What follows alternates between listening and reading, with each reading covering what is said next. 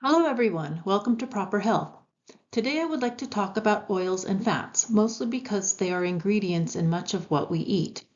Our modern diet has many cancer-enhancing fats due to chemical technology and corporate greed. So much so that these fats are in most prepared foods. They are inexpensive and they have a long shelf life. These oils are even in our kitchens under the guise of healthy fats. I'll teach you about the ones that create an environment within us for cancer to thrive, and the good ones that build healthy cells and fight cancer. I'll begin with the unhealthy fats and explain why they contribute to cancer.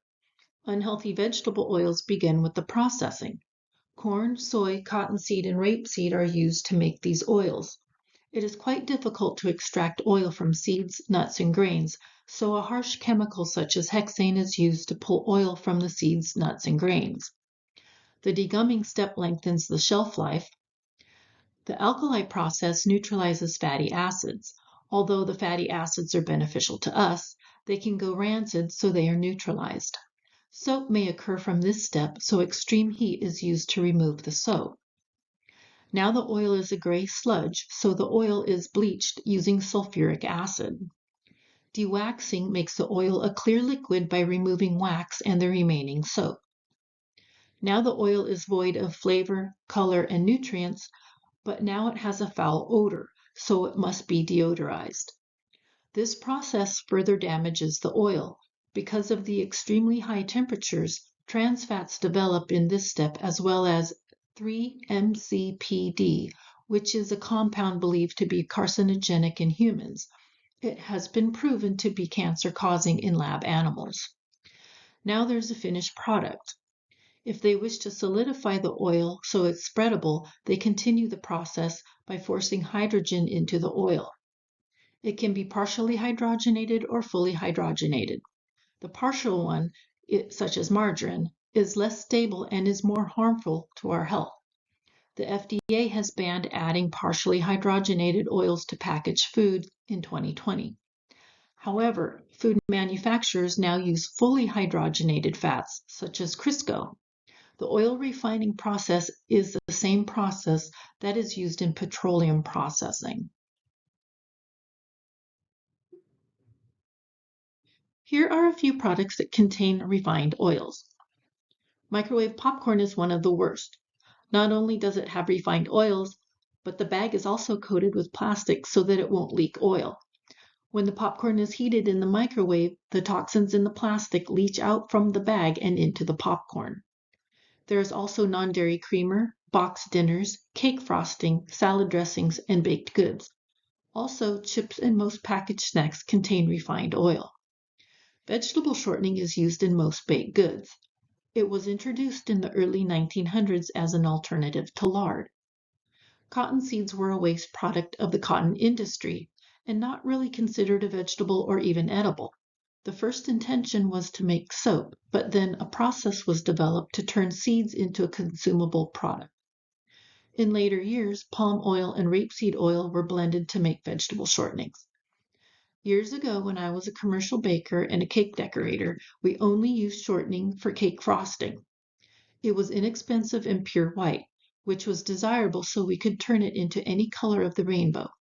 The recipe was shortening, powdered sugar, and maybe a drop or two of vanilla extract. We called it buttercream. Anytime you order a cake from a commercial bake shop, it typically won't have butter in the buttercream frosting. It's just a marketing name that sounds more appetizing than shortening cream. Here is a list of the only fats I would like for you to have in your pantry: avocado oil, extra virgin olive oil, grass-fed butter, coconut oil, grass-fed ghee, and flaxseed oil. There may be a few more specialty oils less common in grocery stores. Just make sure they have a good omega-3 to 6 ratio so that they don't promote inflammation. For instance, you may find a minimally refined peanut oil, but peanut oil is high in omega-6 and that would be very inflammatory. For cooking, avoid heating flax oil as it has a very low smoking point and is very fragile. It's best used cold as a dressing or finishing oil. Make sure you buy your oils in a tinted or opaque bottle, not clear glass or plastic. They are very sensitive to light and can become damaged easily, except for coconut oil and lard. Any high-quality oil will always be sold in a dark bottle. Manufacturers of very good quality oils will not package their product in a clear packaging.